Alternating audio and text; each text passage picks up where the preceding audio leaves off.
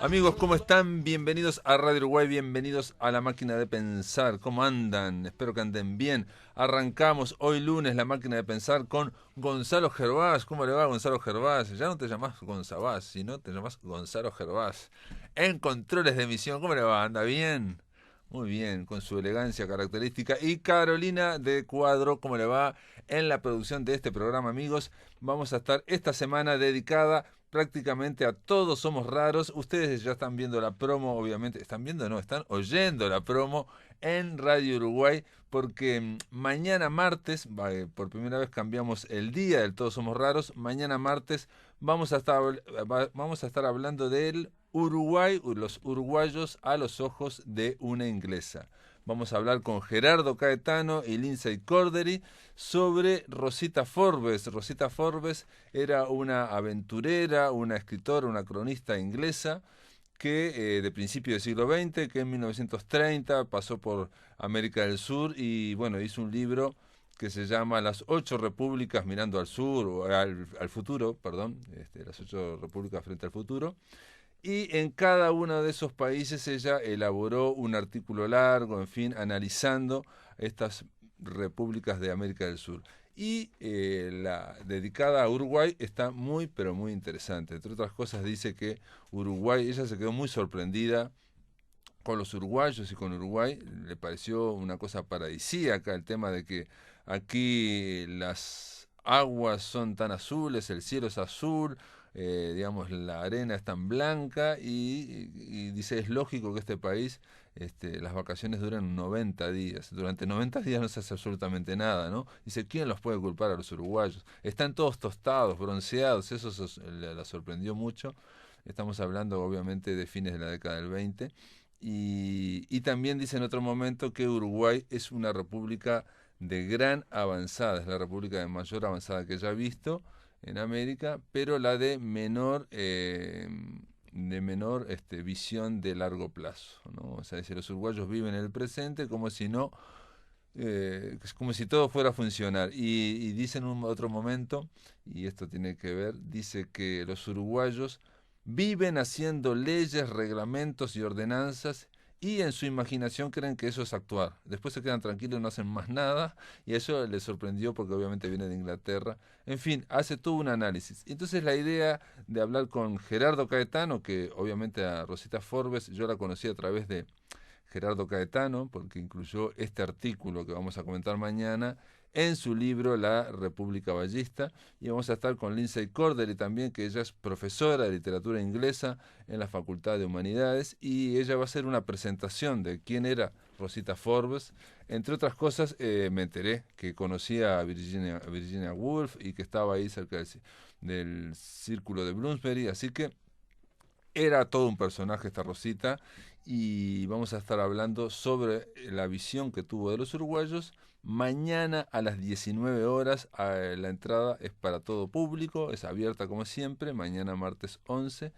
¿Y qué más? Simplemente decir, eh, yo aspiraría a que hubiera una reflexión, también vamos a ver si se da mañana, sobre si los uruguayos seguimos siendo parecidos a los de 1930 o hemos cambiado un poco, ¿no? Ella dice, entre otras cosas, que no se diferencian los estancieros de los peones de cómo están vestidos, pero lo que más le llama la atención, y me parece muy lúcido de su parte, es que dice que los uruguayos en 1930 tienen todos los mismos modales. Eso me pareció muy agudo. Pero en fin, ahora vamos a hablar de poesía, vamos a cambiar, pero este era un aviso para que mañana, amigos, todos somos raros, 19 horas, Gerardo Caetano, Lindsay Cordery y esta señorita llamada Rosita Forbes, que murió en 1967. Vamos a darle la bienvenida a alguien que tiene que ver con la ley, también con el derecho, abogada y escribana, Andrea Esteban. ¿Cómo andás, Andrea? Hola Pablo, muchas gracias por la invitación. Andrea Esteban, cuando estuviste la última vez, estuvimos hablando del primer Todos Somos, no, del segundo Todos Somos Sí, Raros, en abril, 12 de abril. que hicimos en torno a la antología de poesía patagónica que hizo Eduardo Bechara, el poeta y escritor colombiano. Sí, divino estuvo, la verdad que Estuvo muy estuvo. lindo, Sí, ¿no? sí, sí, sí, sí. Estuvo aparte de la antología es preciosa, tiene una calidad muy muy linda. Sí, sí. Los antologados, cómo está la edición hecha, la verdad que está muy todo muy cuidado, Ujú. todo Y muy no, y el cuidado. encuentro estuvo muy lindo. Sí, el Estuvo encuentro. Mandrake Wolf Sí. también, que lo invitamos y estuvo muy bien Mandrake, y a él le gustó mucho el encuentro, también se quedó ahí, es Sí, un sí, gran sí, encuentro. sí, sí. No, Eduardo aparte, claro, hacía desde el 2015. La última vez que había venido justo Mm. Eduardo fue cuando presenté el libro No, este que vamos a vamos a hablar. hablar ahora de este libro. Sí, en septiembre del 2015 y Ujú. desde ese momento no había vuelto a Uruguay. Claro, claro, Y claro. bueno, fue muy lindo porque vino con su mamá, que lo está Ujú. acompañando en algunos lugares de su gira. Y la verdad que fue re lindo volver a encontrarnos y bueno, y compartir. La verdad que con el proyecto de él que Sí, eran tan 90 auspicioso. poetas patagónicos y En Busca de Poetas es el proyecto de Eduardo Bechara, este escritor colombiano, que va recorriendo toda América, ¿no? Mañana vamos a hablar de Rosita Forbes que recorrió América del Sur en 1930. Bueno, lo mismo está haciendo, pero claro, con otros medios lo está haciendo Eduardo Bechara y va recorriendo lugar por lugar y va juntando poetas y después va haciendo una selección, ¿no? Una selección que la va a ir publicando por regiones, no por países. Claro, sí, Empezó la Patagonia. por regiones y aparte lo lindo también que ahora, o sea, después que hizo el recorrido en busca de poetas, después está regresando a los lugares con, ya en este caso con la Patagonia, con los antologados, con el libro Ujú. y haciendo ahora la gira de presentación, porque Claro, no claro, sé claro. ahora la cantidad de lugares que ya se ha hecho la presentación Estuvo recorriendo por del todos libro. lados, sí, sí, es O sea, impresionante. no Todo para de no recorrer. para, no para. Y aparte fue una cosa como, esta es, digamos, es la vuelta de él donde empieza a presentar los libros, o sea, algo físico de todo lo que fue, como decís vos, ese trabajo que empezó, bueno, acá Uruguay llegó en el 2015, pero eso había empezado mucho Sí, antes, sí, sí, ¿no? sí, sí, Ujú. sí. Con esto un poco es ver los frutos Exacto, de toda exacto, esa siembra que exacto. bueno, que ya hace tiempo y que él mismo dice que le está llevando mucho más de De lo lo que que él había pensado, pensaba, sí, sí, muy, muy grande el sí, porque trabajo. el sueño de él es irse a vivir a Praga. Sí, Esa es la, dedicarse a ser escritor allá en Praga, que su madre es checa. Pero vos en ese momento presentaste este libro llamado S y también de alguna forma te vinculaste con él, hiciste una especie de secretaría de gestión, le gestionaste sí, todo para que él se pudiera vincular con los poetas uruguayos, ¿no? O sea, no lo tuviera que buscar, sino que, pum, se sentara ahí. sí, todo empezó en el Café Brasilero, Ujú. que ahí, bueno, era alguno de las sedes donde él habitualmente se reunía con los poetas, ahí lo conocí y bueno, y un poco fue a través de algo místico, Ajá. porque le saqué una de las cartas que tengo de Madre Lengua y bueno, y la carta que sale al azar fue la carta Cansancio, que es la Cansancio. 28. Entonces yo le Ya dije, estaba pero cansado en el 2015. entonces, claro, entonces cuando veo esa carta le digo, si salió que estás cansado, estás cansado. Y a raíz de eso, bueno, fue que surge el tema. Y digo, ¿no querés que te ayude? Y un Ah. poco fue muy divertido porque fue a partir de eso, ¿no? Bueno, contá, pará un poquito, Sí, Andrea. Madre Lengua fue tu primer libro, yo me acuerdo, tu primer sí, poemario, sí, que era bastante erótico, me sí. acuerdo, ¿no? Y me acuerdo que haberlo hablado con Roberto Yenta, que le gustó a Roberto Sí, porque Yenta. fue... Madre Lengua tiene dos ediciones. La Mm, primera edición, que fue en el 2011, mm, salió con el sello de Ediciones de la Crítica y que fue el último libro que salió con el sello mm. Ediciones de la De Crítica. Roberto Yenta, sí. Y Roberto, bueno, lo presentamos el 2 de diciembre del 2011. Roberto me lo presentó junto con Constanza Farfala, que escribió el Ujú. prólogo. Me lo presentaron en la ronda. La verdad que la presentación fue muy linda y las palabras de Roberto, que las tengo escritas, fueron... A Roberto siempre le gustó cómo escribía. Sí, Especialmente sí, hay un sí, sí, sí, sí. poema que cada vez que lo leo siempre se lo dedico a Roberto, que ese poema especialmente le gustaba. Sí, sí, sí, Y sí. bueno, Y él me acuerdo que me dijo, no, tenés que entrevistar a Andrea, no sé qué, no sé cuánto.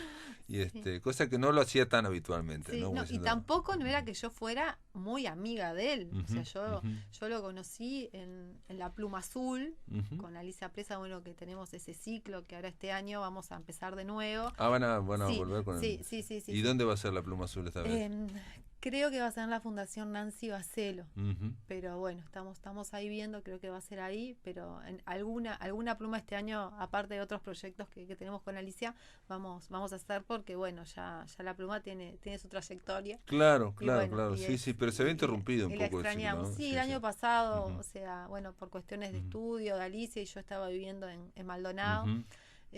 Si bien es cerca, pero es como, para mí yo sentí que estaba en otro país. Claro, en otro planeta. Sí, sí. Muy bien. Y bueno, y Bueno, pero sí, digo, Madre Lengua sí, es aquel poemario que sacaste con sí, Roberto sí, Allenta. sí. Pero después hablaste de unas cartas. Sí, después saqué Croquis, que Croquis. fue con Trópico Sur. Ujú. Ta. Ahí es un poemario que Sí, también de tiene, Jorge llama, Montesino, sí, ¿no? se Ujú. llama Croquis, Poemas a mano alzada. Mm, Es un poemario que salió en el año 2012 ujú. y que a él le había gustado y bueno, me lo publicó. Y bueno, y ahí tiene un cruce entre lo erótico y lo arquitectónico. Mm, Por ujú. eso se llama Y Croquis. la idea de tu primer libro, hacer cartas, Ah, digamos, ah, ¿qué la, significa sí, hacer cartas sí. de tu libro Madre Lengua? Del proyecto, o sea, del libro Madre Lengua, lo que surge en el año 2014 son las cartas que se llaman Madre Lengua Magnetízame, que fue a partir del libro. Yo soy lectora de registros akáshicos, Ujú. bueno, me gusta mucho el tema de tarot egipcio, bueno, Toda esa cosa esas cosas. esotérica, misteriosas, Sí, enigmáticas. muchas Ujú, reiki, bueno, ujú, muchas cosas de esas. Bueno, y en el 2014 estando en un estado alterado de conciencia porque estaba con fiebre, mm. estuve con una angina, con mucha fiebre, bueno, en ese estado es que surge la inspiración De hacer de cartas con tu hacer, sí, poemario. a partir de cada poema del libro, yo leía cada poema y canalizaba un mensaje. Y así Mm, fueron surgiendo las 44 cartas. Eh, bueno, el proyecto se llama Madre Lengua mm, Magnetízame y en www.madrelenguamagnetízame.com mm, ahí de forma gratuita se puede acceder y bueno, la idea es que uno pregunte algo y da vuelta la carta y ahí ujú. el mundo invisible va a revelar un mensaje. Mirá vos. Y la verdad que funciona. Lo he probado mucho, mucho, mucho. Lo he probado en mí después a cada persona que le Obviamente te, cuento. te tienen que hacer comentarios. Vamos a ver si te parece un breve poemario, poemas, ¿no? De este poemario que se llama Ese, que es muy chiquito, es un libro precioso, ¿no? Hecho con oro, con tapas de doradas, se llama Ese y que tiene una contratapa que después vamos a hablar de Alcira, que es, bueno, es una cosa muy extraña, que dice así: si quieres oír mi voz, vamos al campo de espigas. Allí las flores son soles y son soles las espinas. Esta Alcira Escafo, ¿no? Sí, Es Alcira Soust Scafo, sí. Alcira Sousa Escafo, era una poeta uruguaya que tiene una historia muy extraña, pero vamos a escuchar primero este poema.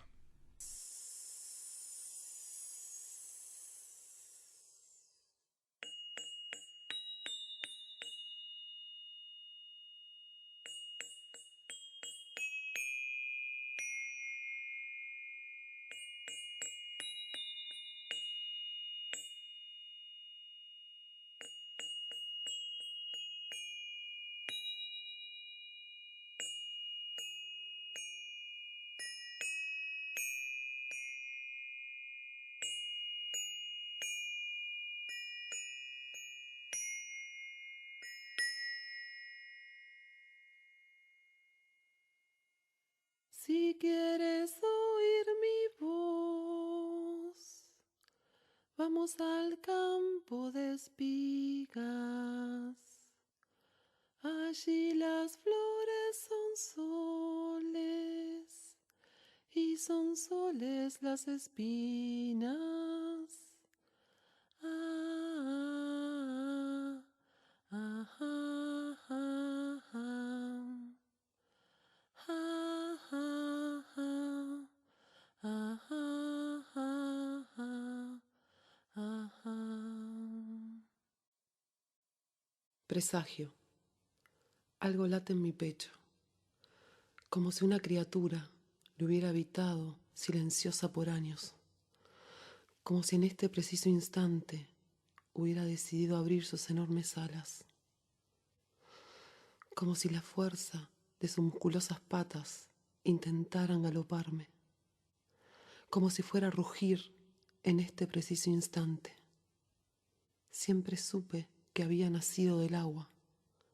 Soy raíz, soy corteza, soy música en sol. Perdona la falta, estoy viva.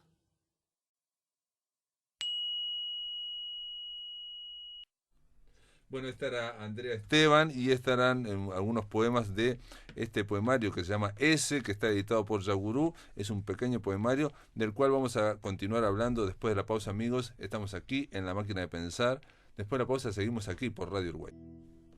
Amigos, continuamos en La Máquina de Pensar. Estamos con Andrea Esteban. Ella es poeta y bueno, estamos hablando de este libro que se llama S. ¿Por qué tiene ese... una letra? ¿Por qué esa Porque S? ese es ese. ¿Por qué ese es ese? Bueno, esta un poco no vamos a hablar de culpa, sino de creatividad y Ajá. responsabilidad. Fue Maca. Ah, Maca. Sí, porque este libro, en realidad la primera versión fue en audio. Entonces yo le llevé el audio a él y tiene 4 partes. Bueno, son 4 palabras en inglés: swan, cisne, snow, nieve, star, bueno, estrella, Sí. y soul, alma. Ujú. Y bueno, entonces mi idea era que fuera cuadrado, sin cuadradito y chico, y bueno, y tal vez que el nombre fuera de pronto Swan, no sé. Pero entonces él me dijo, no, ese. Y claro, cuando me dijo ese, yo dije, sí, ese, perfecto, me pareció perfecto. Aparte, la S en realidad...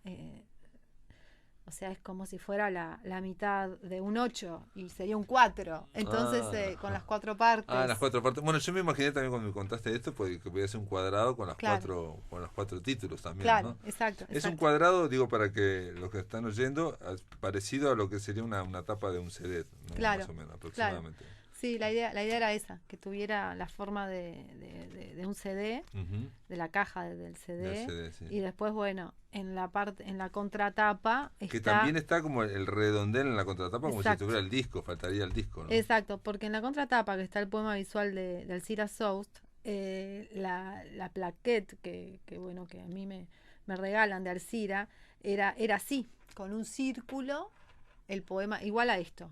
Es esto en realidad, porque esto es una foto de esa plaquette. Y la letra es de ella, digamos. Con la letra, claro, sí, la letra de ella.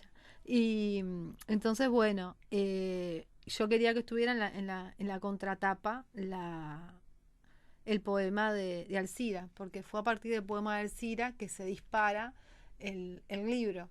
Yo lo tenía este poema puesto en una matista, a mí que me gustan las gemas también, la matista, y bueno, a partir de ahí empecé a musicalizarlo, lo musicalicé el poema, que es lo que escuchamos en el bloque anterior. Y a partir de esa musicalización del poema es que luego surge la idea de hacer un libro. Pero fue a partir como disparador de este poema, que en realidad estos cuatro versos empieza con la letra S y termina con la letra S. Porque si quieres oír mi voz, vamos al campo de espigas, allí las flores son soles y son soles las espinas. Entonces tiene mucha S el poema en sí. Y después tiene, o sea, la estructura son de 8... Perdón, pero digamos, a vos te dieron una plaquette que eran con varios poemas. No, solamente este. Ah, solamente sí, este. Sí, es solamente Es solamente este. Sí. Porque Alcira Soust Escafo, para aquellos que no la conocen, obviamente la mayoría, ¿no? Es obviamente, porque es una poeta uruguaya que estuvo más de 2 décadas en México y ella se hizo famosa, si se quiere, por otra cosa, no por su poesía, o no directamente, sino porque conoció a Roberto Bolaño, el famoso escritor chileno que vivió mucho en México, y Roberto Bolaño se inspiró en ella. En varias novelas aparece personajes que son o se llaman Alcira o son inspirados claramente en Alcira Soust Escafo. Y cuando pasó aquello de la represión tan grande en la Universidad Nacional de México, hubo una gran represión en el año 68 con la matanza de Tlatelolco, el ejército mexicano invadió, ocupó la universidad de la UNAM, Y ella estuvo 15 días oculta en un baño de la universidad, entonces alimentándose con papel higiénico, en fin, hay toda una historia de cómo hacía para vivir con esa, que no la encontraron y el ejército ocupado. Y Roberto Bolaño después recoge toda esa anécdota y obviamente la conocía, Roberto Bolaño también era poeta. Y bueno, Sí, de igual hecho está por eso es un documental también sí, sobre sí, se la vida está, de sí. Alcira Sousa Escafo. Y después hay también como muchas anécdotas. Yo en realidad yo no sabía nada de No Alcira. sabías nada. ¿Y No, no, quién no te dio la sabía. placa? ¿Quién te dio el poema? No sabía nada de Alcira. Agustín Fernández, que es Ah, el sobrino nieto sobrino de, nieto. sí, de Alcira. Y el que está haciendo el Sí, documental. sí, tengo entendido que sí que está con eso el documental. Pero, y yo la verdad que no sabía nada de Alcira, pero evidentemente se puede decir que es un alma o un espíritu muy valiente. Sin duda, ¿no? Una gran Y, resistente, ¿no? y bueno, yo sentí que en definitiva este poemario tenía que dedicárselo a ella. Está dedicado a ella en una de las últimas hojas de acá del libro. Dice así: el poema visual que se publica en contratapa pertenece a la poeta uruguaya Alcira Soust Escafo. Llegó a mis manos y sucedió la magia. Este libro amuleto, pues yo le llamo que es un libro amuleto, es en tu memoria, Alcira, madre poesía, que tu voz siga cantando siempre. Porque ella también cantaba. Ujú. Ella también No, cantaba. mira, no sabía. Claro, y claro, yo tampoco sabía. Después fui interiorizándome, buscando en internet. Bueno, yo estuve, perdón, Sí, simplemente el año pasado, en octubre, estuve en México una semana y había una exposición sobre Alcira Escafo en la UNAM precisamente, y ahora estoy viendo que, claro, el año pasado se cumplieron 50 años de esa invasión, de la ocupación del ejército de la universidad, y bueno, es que ahora estoy leyendo. Se creó el año pasado, se estrenó una ópera de cámara titulada Luciérnaga, monodrama musical para soprano actor, y que tiene que ver con, bueno, la protagonista es Alcira Escafo encerrada en la Torre de Humanidades de la UNAM, ¿no? claro. Sí, ella. Bueno, otra cosa En que México quería. la consideran como Sí, una líder claro, estudiantil, ¿no? claro. Ujú. Sí, sí. Ella después vino, por lo que sé, vino para acá. Y una de las cosas que se caracterizaba era como de ir de repente a los velorios y regalar poemas. Tenía esa cuestión de escribirlos y como de regalarlos, Sí, ¿no? sí, sí, sí, sí, sí, sí. Tenía una Sí, cuestión. porque no hay libros, por lo que yo sé, ¿no? Claro, tenía una cuestión así. Yo lo que sé que a partir que me llegó eso a mi casa, yo empecé primero a ponerle voz a eso, después me enteré que ella cantaba, pero digo, no tengo nada, digamos, fue algo así, yo creo que bueno, Ujú. llegó ahí y ella vio un canal para poder, no sé, yo lo que sé que No te especializaste en su obra, no estuviste no. Yo analizando, buscando, cumplí, sí, yo sí. le multipliqué por Ujú. 300 esa plaquette, se Ajá. la multipliqué por 300, pues son 300 libros de Ah, ese. claro, O sea, sí, la edición, yo claro, le claro. multipliqué por Es 300. cierto. O De sea última, que, en la contratapa de tu libro está Alcira Sousa Escafo exacto, y está, claro, publicada en un tiraje de 300 300. ejemplares. Entonces yo yo lo No, que pero también hice, lo multiplicaste, digamos, en sí, repercusiones sí. en los poemas que están dentro, ¿no? Claro, Del sí, ese. pero claro, en realidad los poemas son, digo, bueno, forman parte de la todo forma parte Ujú, bueno, proceso creativo y de inspiración. ujú. O sea, pero en realidad lo que es ella vendría a ser el poema de la contratapa y esa canción que surge, esa música, porque yo tampoco nunca le había puesto música a algo que no Y fuera se te ocurrió mío. a partir de eso, digamos. Exacto, sí, Ujú, sí, sí, sí. No solamente la música cantada, sino también con el instrumento que se escucha se llama armonizador de chakras, se llama ujú. así, que es como una especie de xilofón. Y Sí, bueno, sí, yo yo lo no vi, tengo sí. nociones de música ni nada, y sin embargo saqué la melodía Ujú. Y de una esta pregunta, canción. ¿pero vos antes habías cantado poemas tuyos, no? Poemas míos, sí, yo hice, tengo en realidad son canciones, pero son poemas, que Ujú. se llaman Hacia el faro de las mariposas, que son 10 canciones que en realidad las compuse con el celular, ya grabándolas, así, como así, bien Mirá vos, canalizaciones, sí, tal cual. Hacia el Te faro de las bajó así. mariposas, Ujú. sí, sí, sí, sí. Vamos a oír otro poema, puede ser, de este libro que se llama Ese, que también tiene su versión en audio. Susurro oído izquierdo.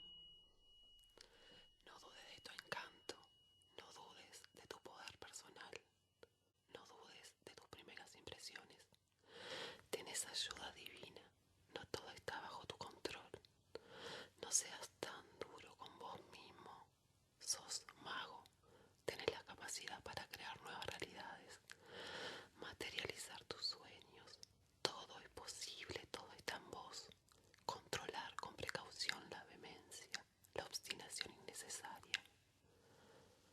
Soltá y saltá. Bueno, este es el poemario S y Soltá y Saltá es parte de uno de los poemas. Hay que decir también que son poemas que algunos están como en prosa, hay algunos y la mayoría, algunos son versos muy pequeñitos, ¿no? De dos, Soltá y Saltá, por ejemplo, estaba puesto como una cosa Sí. independiente, Sí, sí, como sí, que sí. va haciendo un camino y después que en algún momento también te dirigís al lector, ¿no? Le vas hablando, le decís tal cosa, tal Exacto, otra. exacto, exacto. Sí, sí, sí. Sí, estos poemas en realidad, muchos son lecturas de tarot egipcio. El primero no, el que habla, el que ahora lo escuchamos, Ujú. el que habla de susurro, oído izquierdo, susurro, bueno, ¿Y son por qué tiradas de tarot egipcio. O sea, yo y hice. susurro, yo vi que estaba al principio, digamos, Sí, en la mitad, susurro de sí, oído sí, izquierdo y después derecho? ¿Por sí. qué eso? Y bueno, ¿Por el audio o no? no, no, no, no, o sea, eso No. está como, vendría a ser como algo más performático, si se quiere, donde se está susurrando al oído izquierdo, luego al oído Ah, derecho, y bueno, es un porque poco viste que ese juego. viste que hay tecnológicamente Sí, ahora en audio, hay sí, la posibilidad de que ajá, la voz solo, te el aparezca izquierdo. solamente en uno y Ah, después mira, aparezca por atrás y después ajá, aparezca ajá. Bueno, esa es un poco la idea en realidad, porque no que sabía que existía. sí, Ah, existe, ahora ah, es está, impresionante porque ves incluso, oís a la persona, lo que ajá, sea, que ajá. va caminando atrás tuyo Ah, qué bueno, y lo oís, al principio lo ves de mira, un lado y después del otro. y del otro, Bueno. y es una grabación, Claro, obviamente, ¿no? esto es la idea es como para, en la versión audio, bueno, se escucha, pero si no en la otra versión es bueno, es como para imaginar eso, ¿no? Primero del oído izquierdo, después el derecho, después, bueno, con mi boca en tu boca, eh, con mis manos recorriendo tu cuerpo, bueno, hay toda una cuestión ahí que es más, Ujú, apuesta más a lo... el primer poema se puede decir como que es el más erótico de ujú, todos, hay algunos que son, igualmente son tiradas de tarot ujú. Sorprendente. y lectura de Y registros cuando también, decimos tarot, quiere egipcio. decir, tarot egipcio, Sí, porque hay egipcio. muchos tipos de tarot, ¿no? Sí, sí, sí, sí, sí. Sí, no, yo Ujú. el que manejo es el tarot egipcio y bueno, y lo que surgió fue lo que Mm. lo... Ya he hecho varios poemas con tiradas de tarot. Y te puedo preguntar una Sí, cosa, eh, ¿y alguna vez no te salió un poema o te descubriste que te salió mal o no te quedaste conforme? con el tarot o en general. Sí, Ah, digamos, usando ese método de creación, porque es un ajá, método de creación, que ajá. es tirar el tarot, Sí, sí, digamos, sí, sí. ¿no? Y crear un poema, ¿no? Italo Calvino quiso hacer una novela con distintos tipos de tarot y se quedó por la mitad de la Mm. novela, ¿no? Ah, no ¿quién? Sí, ¿Calvino? Italo Ah, me Calvino. encanta Calvino. No Sí, sabía que sí, había sí, hecho. sí, sí. Ah, Y con distintos tipos de tarot, con tarot ah, de uno, se iba ah, tirando. ah, Él decía que de alguna forma se tendría que aproximar a un cómic, a una historieta, ¿me ah. explico, no? Sí, sí, Porque sí, sí, sí, con sí, las sí. imágenes Claro, ir exacto. creando, Claro, ¿no? claro.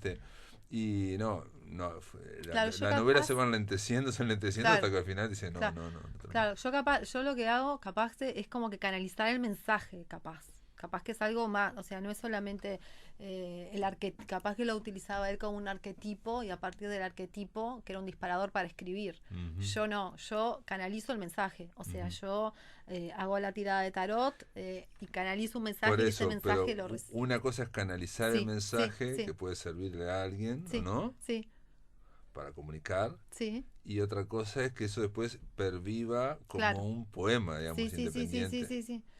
Sí, es que generalmente cuando uno lo hace con esa intención, o sea, con la intención Mm. que va a ser para un Ah, poema, es como que fluye y ya ahí ya sale no, interactúa, sale no. digamos, Ujú, uno como poeta y a ujú. su vez Sí, como claro, claro, sí, la canalizando. técnica Entonces, poética. pero te diré que no tiene casi nada de corrección. No tiene casi nada de edición, digamos, de Exacto, conciencia después, ¿no? exacto, Una no, parte consciente. sí, sí, no, como que sale, o Ujú. sea, como que fluye y sale así, sí, sí, Y sí. por eso te digo, entonces vos siempre has estado conforme con el resultado, Ah, eso te quiero sí, decir. sí, sí, Porque igual, viste que después uno claro, claro, con distancia, no es claro. lo mismo leerlo enseguida que leerlo a la Ah, semana, no, no, a no, los 2 meses, a claro, los 3 meses. claro, depende, no siempre utilizo, digamos, como el tarot como herramienta, en Mm, este caso en particular. Después claro. en otros casos he utilizado, yo qué sé, yo tengo un poemario, lo tengo inédito, que se llama La mujer desnudas. Ujú. Son 33 poemas. Y ahí, por ejemplo, lo que hice fue con el libro de Armonía Somers de La mujer desnuda, Sí, al azar iba eligiendo palabras la y así novela. fui Ujú. haciendo todos los poemas. Y se Entonces se llama La llama mujer de Nudas. Desnudas. Desnudas. Desnudas. O sea, juega con el tema de... Ujú. La mujer Entonces, desnuda es una novela impresionante, de Morena Sommer del año 50, que es impresionante. Hay que decir que yo ahora estoy metiéndome en madrelenguamagnetízame.com y hay cartas y uno cliquea y bueno, y aparecen ahí, aparecen, ¿cómo es? Y mensajes. eso aparecen mensajes, Sí, comunicaciones. sí. ¿Eso es de madrelengua o está escrito? No es del poemario. No. O Ah, sea, yo le conté un poco, fue mm. cómo había sido ese proceso de Ta, creación. ta. Y no tiene nada, No, Es no. que los textos en realidad, algunos sí son más poéticos, otros textos son Ujú. directos. Chao. No Sí, sé, sí, sí, no sí, ves sí. con claridad lo que te impones, déjate Ujú. imponerte, Ujú. déjate llevar por el Sí, camino sí, correcto. sí. Si hay cansancio, que es la carta que salió de Eduardo, ese no es el camino. Entonces digo, hay cartas que son... no son muy poéticas, son bastante De instrucción, ¿no? sí, sí. Lo O de lindo es como información. que a través de la poesía, ya a mí siempre me quedó algo muy, que ahora va a ser aniversario, el 7 de julio en realidad, de Mereta. Ah, Jorge Meleta. Sí, que bueno, yo lo conocí una semana antes que falleciera Ujú. y le regalé un madrelengua. Y él, me acuerdo que en un documental que le hizo Juan Pablo Pedemonte, Ujú. que fue muy lindo ese documental, Ujú. parte que se puede ver ese documental, empieza diciendo que la poesía es magia evolucionada. Y a mí esa frase de Mereta siempre me quedó. La poesía es magia evolucionada. Y yo creo que sí, Y Ya. bueno, y por eso creo que con el tema de las cartas de Madrelengua Magnetízame, funcionan bien los mensajes porque el puente entre el mundo invisible y este mundo al que, no sé, podemos llamar visible, real o Ujú. lo que percibimos, la poesía es ese puente que está conectando las dos cosas. Entonces, son muy genuinos los mensajes en ese sentido, porque es como que no hubiera interferencias. Es algo que es muy evolucionado, porque la poesía es algo muy evolucionado. Como muy concreto, como que parece muy concreto. Ujú. Sí, Ujú. pero como que ese canal Ujú. es un canal muy puro, porque es desde un lugar que es muy genuino, porque la poesía es algo muy puro y genuino. Muy bien, Andrea ¿Quién Esteban, será Ana? ¿quién será esta Ana? Andrea Esteban, gracias por estar en la máquina de pensar, ¿eh? Gracias, Pablo. Muy bien, vamos a darle la bienvenida a Ricardo Ruiz, 1.000.000 de umbrales. ¿Cómo andas, Ricardo? ¿Andas bien? ¿Cómo estás, Pablo? Muy bien, todo bien, por suerte. Con un poco de frío acá en Mar del Plata. Un poco, bueno, vos sabés que aquí, increíblemente, siempre decimos que Mar del Plata y Montevideo están más o menos en línea con el tema meteorológico, climatológico. No, esta vez aquí hace como un calorcito y hay una gran humedad y a partir de mañana va a empezar a llover. Bueno, acá está anunciado lluvia también para los días que restan, así que ahí ya nos volvemos Sí, a emparejar. a alinear, o sea, todo el resto de la semana vamos a estar bajo agua, allá y acá, muy bien. ¿De qué vamos a hablar hoy en 1.000.000 de umbrales? Bueno, vamos a hablar de alguien que nos dejó la semana pasada. Me estoy refiriendo a Narciso Ibáñez Serrador, conocido como Chicho Ibáñez Serrador. Para que la gente lo identifique, lo primero que hay que decir, que era hijo del famosísimo Narciso Ibáñez Menta, un gran actor, director, guionista, maquillador, etcétera, etcétera, que, bueno, desarrolló casi toda su carrera entre España y Argentina, con grandes series de televisión y grandes películas hace ya varias décadas. Y Chicho, en parte, siguió los caminos de su padre dedicándose al arte. Falleció a los 83 años, había nacido en Montevideo, precisamente, pero bueno, su carrera la desarrolló al principio en Argentina y luego ya se radicaría en España. Uh-huh. Lo traemos a colación a esta columna porque fue un gran precursor de todo lo que sería el género fantástico en castellano, a partir de algunas películas y algunas series que hizo. Un artista también multifacético, era actor, guionista, productor, director, aunque su mayor éxito televisivo tenía que ver con los programas de entretenimiento, y eso por ahí nos podés contar vos, que lo viste de primera mano en España. Sí, yo vivía allá, pero se hizo un concurso que se llama 1, 2, 3 y realmente fue un éxito impresionante. Estamos hablando que era una España donde había un solo canal de televisión, ¿no? Estaba la primera cadena y después había un segundo canal que no era para toda España, estaba para mitad de España más o menos, que era la segunda cadena, que era más intelectual, más cultural, como si fuera, bueno, como si fuera el Canal 5 acá de Uruguay o las radios del Sodre, por decirlo de alguna forma. Entonces, en la primera cadena, en el único canal que habían todos, obviamente era muy importante este concurso que se llamó 1, 2, 3, que creo que eran los domingos o algo así, y bueno, fue como, no sé, como decir Feliz Domingo en Argentina con Silvio Soldán, bueno, fue muy, muy sorprendente. Y ahí, entre otras cosas, apareció, yo te contaba que una de las azafatas que estaba ahí, ¿no? De unas chicas bonitas con lentes, lentes grandes como sin cristal, y con, obviamente, minifaldas muy pequeñitas. Había una que destacaba, que era muy simpática, y resultó ser que después fue Victoria Abril, fue una de las actrices más importantes del cine español. Sí, yo no llegué a ver nunca un programa de este 1, 2, 3, Uh-huh. pero recuerdo siendo muy chico, cuando recién empezaban las computadoras, que el éxito de este programa era tal, año más o menos 85, 86, Uh-huh. que hasta había un programa de computadora, ¿no? Para las viejas Spectrum, Commodore, basado en el programa de preguntas y respuestas. Era tal el éxito y tal la sensación de que todo el mundo conocía este programa. Claro, claro, claro. Perdón, Más allá y lo último que quiero decir es que cuando la vi yo, que estoy leyendo ahora que había una segunda etapa, coincidió con la transición española, ¿no? Entre el 76 y el claro, 78 ahí, entonces también como que tuvo mucho que ver con eso también, pero bueno, en fin. claro. Más allá de dedicarse a esto, ¿no? Que seguramente era lo que les daba de comer, Chicho nunca dejó de lado los géneros estos que tanto nos gustan a nosotros, y por eso viene esta columna, ¿no? Claro. Viene precisamente por los concursos de preguntas y respuestas. Uh-huh. Él, antes de este programa, antes de este éxito que tuvo como productor televisivo, había desarrollado varias series junto a su padre y varias películas televisivas en los años 58, 59 y 60, como por ejemplo Rasputín o Ligeia, Berenice, que son películas basadas en poemas y en historias cortas de Edgar Allan Poe. Claro. Y trabajó mucho con su padre también en 2 series que fueron muy clásicas acá en Argentina.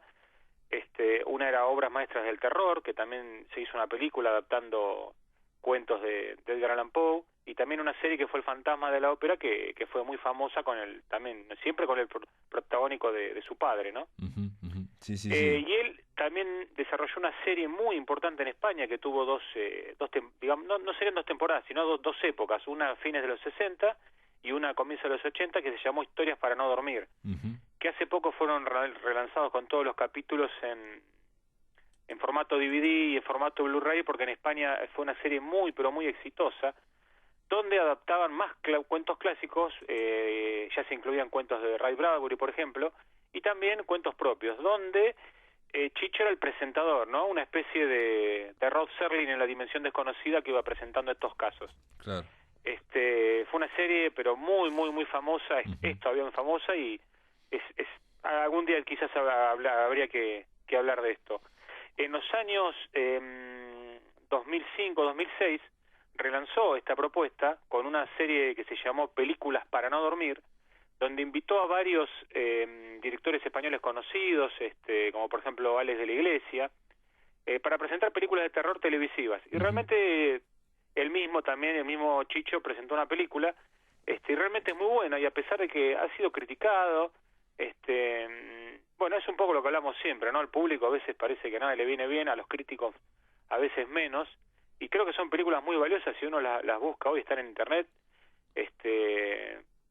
La habitación del niño, por ejemplo, es la película de Alex de la Iglesia, y son Sí, muy yo la buenas vi, películas de la terror. habitación del niño está muy bien, es muy sólida esa película, es una película, Sí, digo, creo recordar que es un formato de 1 hora, ¿no? Una cosa así, son ¿o no? películas de 1 hora, todo hora. bajo Uh-huh. la batuta de Chicho. Uh-huh. Es como un homenaje, un homenaje al terror clásico, y obviamente en 6 películas no todas mantienen el mismo nivel, pero todas tienen ideas muy interesantes, sobre todo considerando la duración y el presupuesto, ya que eran televisivas, ¿no? Claro, claro, claro. Bueno, incluso la de Alex de la Iglesia, cuando la vi, y me acuerdo que dije, bueno, ahora volvió a la superficie, porque había cometido un par de tropezones ahí, o por lo menos para mí no me había gustado mucho lo que había hecho Alex de la Iglesia, y la habitación del niño, es muy, muy fuerte, está muy bien.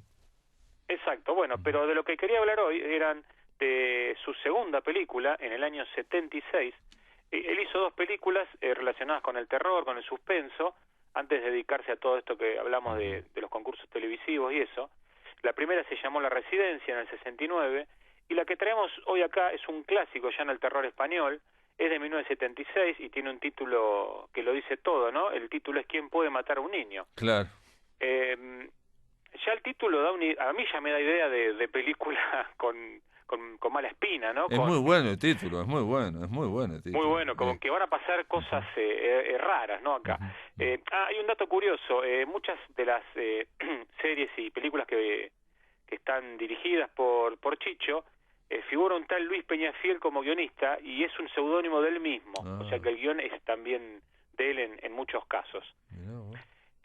Bueno, ¿de qué se trata esta película? ¿Por qué la traemos y por qué es tan famosa?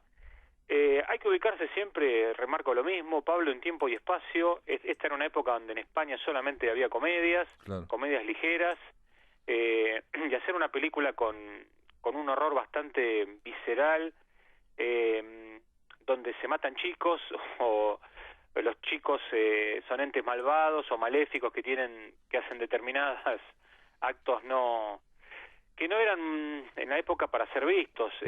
Obviamente esta película tuvo censura en un montón de países, muchas escenas fueron cortadas, y hay que rescatar, más allá de algunas fallas que puede tener la película vista hoy 40 años después, creo que igual se sigue viendo muy bien la película, hay que rescatar la valentía, ¿no?, de Chicho para largarse con una producción de este tipo.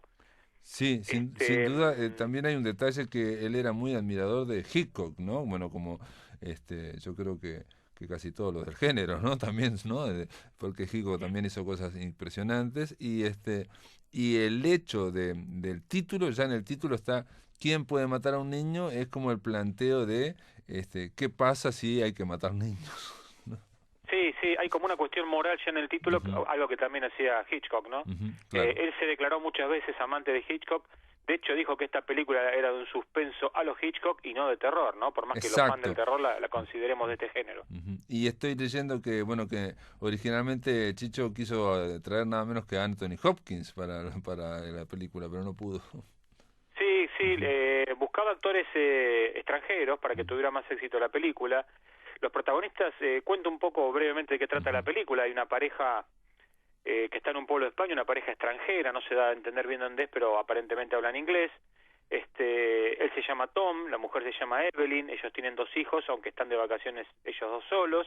Ella está embarazada del tercer hijo, y llegan a una localidad que se llama Benavís, una ciudad ficticia en la costa española, en el Mediterráneo, y la idea de ellos, ahí en esa ciudad hay como una fiesta, y ellos quieren descansar, con lo cual quieren tomar un barco para ir hasta una isla que él recordaba estar cuando era chico, una isla también ficticia que se llama Almanzora. Llegarán a la isla y notarán que está como abandonado, como que no hay nada, como que la gente hubiese desaparecido, pero solo hay chicos, solo ven niños. Y los niños casi no hablan, los miran de forma rara, con una mirada muy amenazante, y bueno, y acá empezará el calvario de ellos en esa isla, rodeado de todos estos chicos que demostrarán un costado totalmente asesino, ¿no? Claro.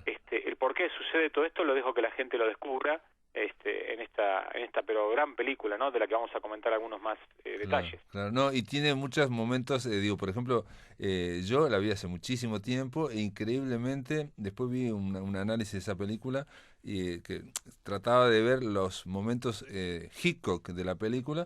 Y bueno, y está el famoso, el suspense ese, ¿no? De tratar de ver cómo alguien tiene que hacer algo. Por ejemplo, me acuerdo claramente, o sea, ahí te quedan las películas, ¿no? Alguien tiene que hacer, por ejemplo, esto. Tiene que desatar un nudo para huir arriba de un yate, ¿no? Y mientras vienen todos a perseguirlo, sí, momento, ¿no?, de tensión, ¿no?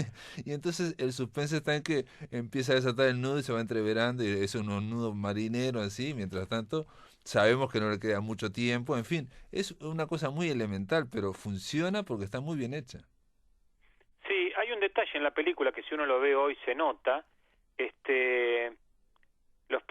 Chicho lo que quería era que la actriz, que era inglesa, ¿no? Dijimos que eran 2 actores ingleses, no son muy conocidos. Él se llamaba Lewis Fiander, y ella era Prunella Ramson. Realmente yo no los conozco de haberlos visto en otras películas. Chicho lo que quería es que la actriz solo hablara en inglés, no entendiera nada de castellano, y el personaje del marido fuera el que le fuera traduciendo, ¿no? Y los productores finalmente no quisieron, con lo cual los actores salieron doblados al español. Y esto en algunos momentos se nota porque queda mal lo que hace el personaje de la mujer, queda como tonta, como que no reacciona, y en realidad, claro, no está entendiendo lo que están hablando los otros en la idea original de la película. Esto en la edición en VHS y en DVD se ha mantenido con los actores doblados al castellano. Claro. Pero la idea original era que la mujer estuviera aún más desconcertada por no poder entender el idioma que se habla. Claro, De ella, ¿no? esa idea, digo, también es un poco de Polanski, ¿no? Digamos, el Hico, pero Polanski, ¿no? La idea de la ajenidad, ¿no? El tema está rodeado en un lugar que no conozco la lengua, en fin, es una idea un poco kafkiana también, ¿no? Sí, totalmente. Sí, también es cierto lo que dijiste de Hopkins, que por problemas de agenda no pudo estar. La película tiene un presupuesto muy bajo, pero está todo muy bien resuelto. De hecho, tiene algunas escenas que voy a comentar que son casi ya clásicos en el terror. Por ejemplo, los chicos jugando a la piñata con la cabeza de un anciano que está colgado, ¿no? Sí. Es una escena bastante cruel, o cuando todos los chicos mandan al más chico de ellos, a un infante, con un revólver a matar a los protagonistas. Claro. También son escenas fuertes de ver, Uh-huh. sin tener un gran suspenso. Uh-huh. Un gran suspenso me refiero en trucos, ¿no? Uh-huh. No es de noche, la película es íntegramente de día, también. Exacto. Es un logro en una película de terror. Está Exacto. a pleno sol, a pleno calor, Exacto. y a pleno ruido de mar de fondo, ¿no? Un ambiente Sí, que no sí, es el sí, más sí. típico para una película de terror. De acuerdo. Y se basa simplemente en la impresionante impresión, valga la redundancia, de que niños vengan y vayan asesinando a mayores, ¿no? Ahora me acordé del Señor de las Moscas, ¿no? Aquella película. Sí, y algo interesante, porque hemos visto películas de niños malvados. Recuerdo, por ejemplo, La Profecía, ¿no? Me viene a la cabeza, sí, o los claro. Chicos del Maíz, basado en una historia de Stephen King. El tema es que acá los niños son como un colectivo, no tenemos uno particularmente malo que es el que dirige al resto, por decirlo de alguna manera. Claro. Son todos distintos, van pasando uno, va pasando el otro, es todos los niños. Todos. Como una jauría, ¿no? Pero Sí. con esa mirada inquietante, actuando en grupo, ¿no? Incluso en momentos que llegamos a ver hasta 30, 40, 50 chicos todos juntos ahí en pleno, en esta isla. Sí. La banda sonora está compuesta por Waldo de los Ríos, un gran músico argentino que tuvo mucho éxito en España en aquellas épocas también que yo estuve ahí, y que, bueno, se pegó un tiro allá, se suicidó. Sí, creo que 1 o 2 años después de esta película fue no me acuerdo. Que se suicidó, sí, muy cercano. Tuvo... También es muy destacada la banda de sonido de la película y funciona muy bien. La película a nivel internacional triunfó mucho en el sentido de la crítica. Por ejemplo, Eli Roth, el director de la saga Hostel y, bueno, un director de terror moderno, la tiene entre sus 3 películas favoritas. Así que se ve que ha tenido impacto fuera de España en ese entonces, ¿no? Por la crudeza de algunas escenas, o por lo que sugiere, más que mostrar, pero sugiere cosas que inquietan, ¿no? Tratándose de chicos que inquietan. Y lo que decís vos, un poco para terminar y cerrar la columna, es muy importante que Chicho Ibáñez Serrador trajo a la televisión española, en este caso, o al cine español, películas que, digamos, un mundo que alimentó mucho, por ejemplo, a directores como Alex de la Iglesia, ¿no? O Amenábar también, bueno, aunque él vino ya mayor a España, digamos, hubo gente que realmente se alimentó de eso, ¿no? Así como debe haber una generación que se alimentó de los cuentos de la Iseca en ISAT, ¿no? Y que entró al terror. Bueno, a través de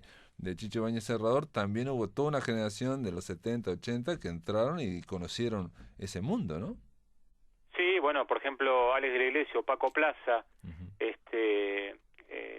que son de ahora modernos, que se han incursionado en el terror, son los que estuvieron en el 2006 haciendo estas películas para no dormir, que obviamente no le podían decir que no a Chicho, ¿no? Exacto. A su ídolo y mentor cinematográfico de alguna manera. Exacto, su maestro, su inspirador, el hombre que planteó que se podía hacer terror con alto nivel, ¿no? Digamos, por eso también... Sí, y aparte un terror español, ¿no? Un terror con un determinado estilo español. En los escenarios, en los personajes, en los pueblos.